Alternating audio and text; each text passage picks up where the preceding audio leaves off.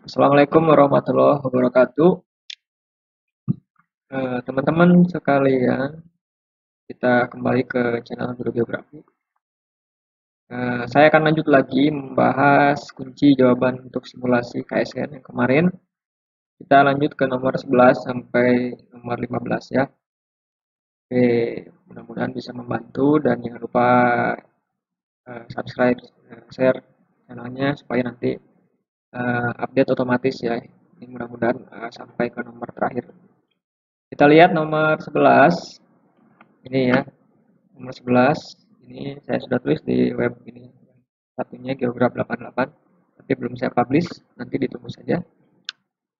Ada pernyataan mengenai difusi ya. Pernyataan yang benar terkait difusi bahasa Inggris dan bahasa Mandarin. Mana? Jumlah penutur bahasa Inggris menurun, sementara bahasa Mandarin bertambah. Bahasa Inggris hanya dituturkan di UK, US. Bahasa Mandarin di seluruh Asia Timur Raya. Bahasa Inggris dan bahasa Mandarin dibutuhkan sebagai dituturkan ya, bukan dibutuhkan. Dituturkan sebagai lingua franca dunia. Ini saya belum edit. Bahasa Inggris terdifusi ke seluruh dunia, bahasa Mandarin dituturkan kebanyakan di RRC. Semua jawaban benar. Oke. Jawabannya yang mana? Jawabannya yang mana? Yang mana ini? Yang C ya. Difusi itu kan diffusion penyebarannya, suatu proses penyebaran fenomena di permukaan bumi gitu ya. Salah satu teori keruangan itu kan.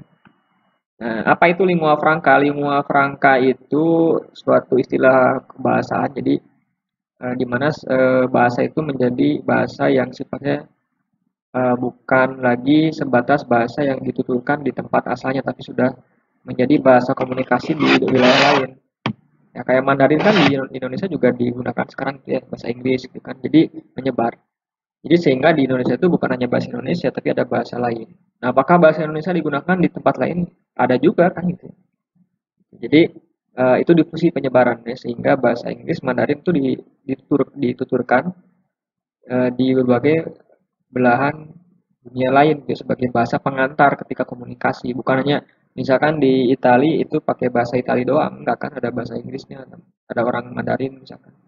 Atau di Arab ya, Arab bukan hanya bahasa Arab kan ada bahasa Indonesia ya, bahasa Indonesia kan jadi bahasa kedua mungkin ya. Coba kalau kamu naik haji itu orang penjual di pasar-pasar itu kebanyakan jago bahasa Indonesia karena tahu bahwa mayoritas itu kan apa yang haji itu kan orang Indonesia ya kan. Jadi seperti itu maksud lingua franca. Tidak hanya dituturkan di wilayah asal mulanya dia terbentuknya itu bahasa, tapi di wilayah lain. Ngerti ya? 12 sungai utama, sumber utama air bersih di daerah tepi barat atau West Bank dan merupakan situs geopolitik krusial. Ini kalau sering baca berita akhir-akhir ini mungkin agak sedikit ngerti lah.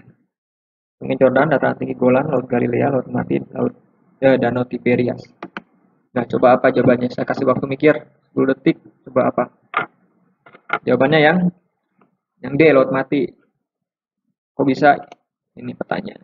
West Bank, tepi barat. Ini tepi barat itu ini peta Palestina Israel. Nah, ini dua wilayah yang saling bersengketa karena nafsu ya.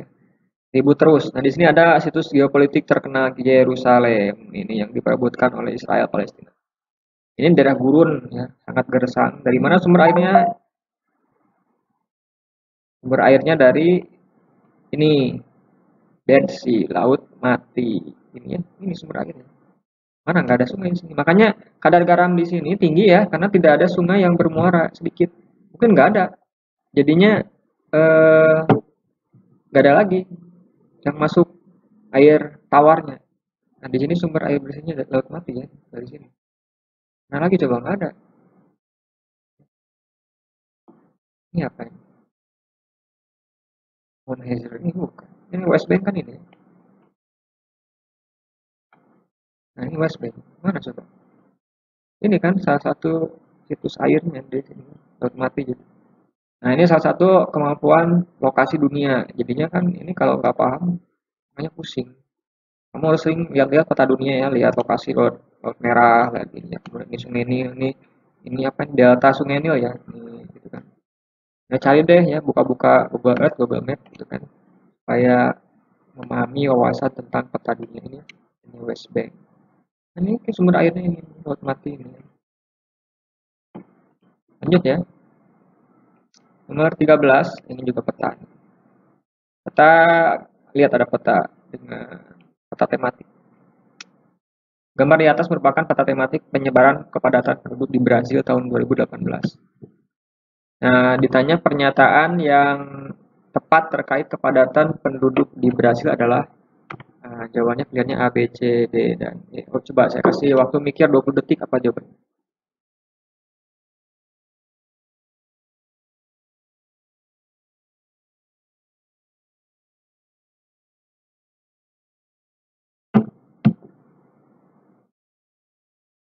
Oke, jawabannya yang ini lihat aja ininya, indikatornya. Tapi kamu kalau tidak paham geomorfologi peta geografis Brasil, juga bingung nih. Jawabannya gimana coba? Terendah bagian selatan. Yang rendah itu kan 5.000. Apa ini? 5.000 plus ya. Merah. Enggak, hijau ini lumayan tinggi. Tertinggi di bagian timur laut. Barat laut, utara timur laut. Timur laut tertinggi. Enggak, ini yang tertinggi kan yang biru ya. 1 juta lebih pemukimannya di sini. Berarti tertinggi di eh, Amazon Rainforest ini. Ya, karena sumber dayanya melimpah. Coba cek kita Amazon ya. Brazil.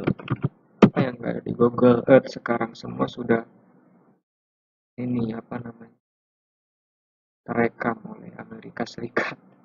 Nah, ini ya. Tadi kan di sini ya, tapi saya juga kurang ngerti. Di sini pemukimannya paling padat katanya. Peta sebaran pemukimannya. Di sini ini kan Amazon ya, Brazil. Oh, ini kan pesisir ya. Nah, ini Rio de Janeiro. Nah, kan gitu. Ini kan di atas 1 juta kan. Di sini. Ini kan Amazon berarti ya sudah jawabannya. Karena dia ada di Amazon tuh kan ya hutan hujan dengan sumber daya alam melimpah. Berarti yang C jawabannya gitu ya. Ini kemampuan membaca legenda peta. Jadi selain kemampuan membaca simbol pada peta juga wawasan dunianya. Kan nanti bisa aja dikaitkan dengan kondisi geografis ini. Nanti bisa aja di soal itu ganti bukan Brasil, nanti misalkan ganti Amerika. Amerika bagian ini barat kan gersang ya, Amerika Timur ini hijau. Ini dataran tinggi, ini flat ya. Nah, misalkan kenapa demikian ya, kemudian faktornya ke apa namanya ke kepadatan gimana gitu. Itu kan analisa korelasi ya, hubungan sebab akibat. Jadi kalau ini mungkin yang itu yang Amazon tadi ya. Itu ya caranya. Bisa kan jadi belajar gitu, belajar kira-kira mengaitkan kondisi fisik wilayah dengan kondisi geografis, kondisi budaya, kenampakan budaya ya, dengan aktivitas penduduk. Karena manusia itu kan terkait dengan kondisi geografis lingkungannya ya. Jadi kebudayaan itu kan salah satunya ditentukan kondisi geografis wilayahnya. Ini karena gurun pasti kebudayaannya kebudayaan yang berkaitan dengan gurun ya kan. Baju tebal ya. Kemudian pakai cadar tuh untuk mengurangi ini dampak dari badai gurun sebetulnya misalkan ya itu. Ya gitulah ya itu analisa geografis. Oke, kita lanjut ya ke nomor yang ke berapa ini? 14. Nah, ini udah rumus-rumusan nih. Komponen yang dihitung dalam perhitungan PDRB, pendapatan domestik regional bruto berdasarkan pengeluaran. Nah, ini barang ini kalau ini kombinasi dengan ekonomi ya.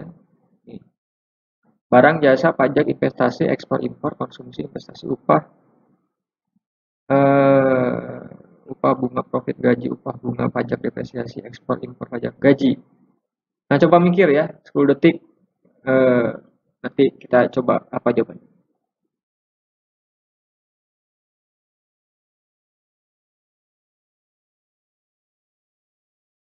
Udah bisa?